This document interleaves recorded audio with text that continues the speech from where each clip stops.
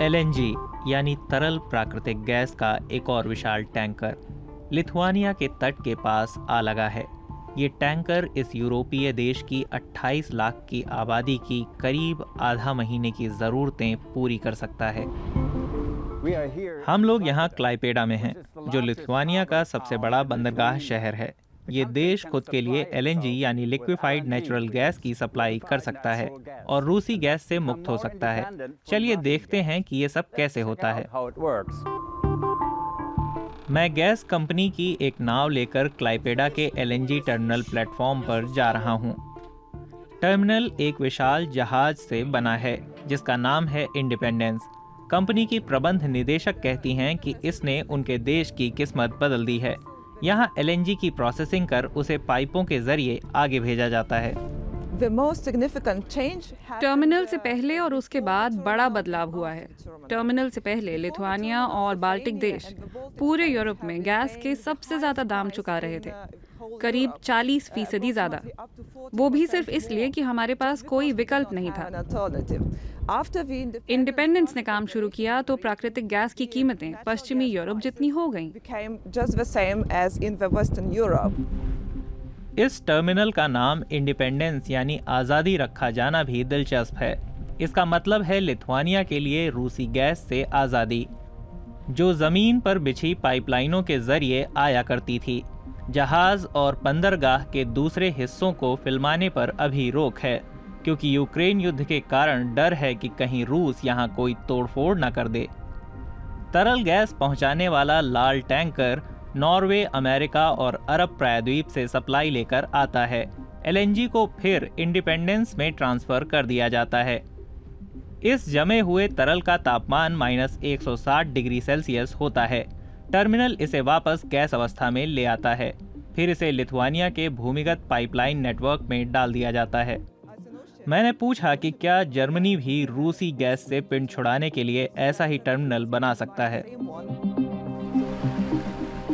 बिल्कुल ऐसा हो सकता है। जैसे लिथुआनिया की सालाना प्राकृतिक गैस खपत करीब 2 अरब घन मीटर है और इस विशिष्ट जहाज की क्षमता 4.25 घन मीटर की है। इसका मतलब है कि ये लिथुआनिया और उसके पड़ोसी देशों को भी प्राकृतिक गैस की सप्लाई कर सकता है। लिथुआनिया के पास उसकी ज़रूरत से ज़्यादा गैस है जो कहीं और वितरित की जा सकती है।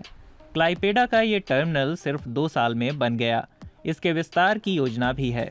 रूसी गैस पर निर्भरता खत्म हुई है और दूसरे देशों को भी लाभ मिला है। ये कैसे होता है, ये जानने के लिए मैं और आगे गया। ये गैस वितरण केंद्र क्लाइपेडा से 300 किलोमीटर दूर है और लिथुआनिया की राजधानी विल्नियस के करीब। पाइपलाइन में जा रही गैस पर टेक्नोलॉजी की मदद से दबाव बना रहता है और इसे सैकड़ों किलोमीटर दूर भेजा जाता है। इस केंद्र में 20 से ज्यादा लोग काम करते हैं। जब से उनके सीईओ ने नेटवर्क का विस्तार शुरू किया है, तब से वे खासे व्यस्त हो चले हैं। हम यहाँ पर प्रेशर बढ़ा रहे हैं और ये जगह वास्तव में एक नई गैस पाइपलाइन से जुड़ी है जिसका काम आखिरी चरण में है और हम 1 मई को इसे पोलैंड की तरफ खोल देंगे। पोलैंड और लिथुआनिया के बीच ये गैस इंटरकनेक्शन होगा। एक प्रमुख पाइपलाइन नेटवर्क बाल्टिक देशों को परस्पर जोड़ता है। यहाँ लिथुआनिया के केंद्र से गैस सीधे पोलैंड पहुँच रही है। पाइपलाइनों का समूचा नेटवर्क सिर्फ 2 साल में बनकर तैयार हुआ है। देशों के बीच गैस की आवाजाही हो सकती है। निकट भविष्य में लिथुआनिया के बंदरगाह से और ज्यादा गैस भेजे जाने की संभावना है। हमें बुनियादी ढांचे का कुछ खर्च देना पड़ता है, लेकिन इससे 2 फायदे हो जाते हैं। एक तो ये कि गैस के दाम आमतौर पर कम होते हैं और दूसरा फायदा भू राजनीतिक सुरक्षा है। हमारे पास दूसरे स्रोत भी हैं, मतलब एक ही स्रोत पर निर्भर नहीं रहना पड़ता।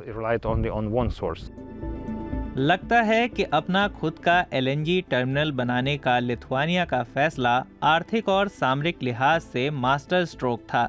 वहीं यूरोप की सबसे बड़ी अर्थव्यवस्था जर्मनी ने रूसी गैस के भरोसेमंद विकल्पों की अनदेखी की।